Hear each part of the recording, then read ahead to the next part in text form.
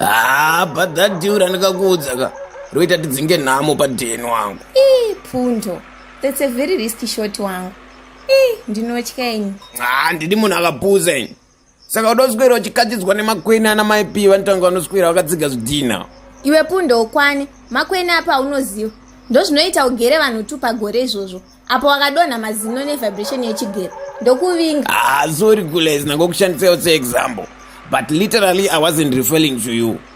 Anyways, Slay Queen nyaya yangu mainzwa. I'll think about it, Pooh. Ndokuudza mangwana anti. Iwe usafurirwe naPundo uyu. Akaparadza dzimba dzevanhu wobu. Iyato crime kai Gules. Itai zvakamusika kenyu kane malemon nesuit kuti ange muda kugadzira concussion yeCovid. Let me go in Pundo. We will text you kuti ndafunge.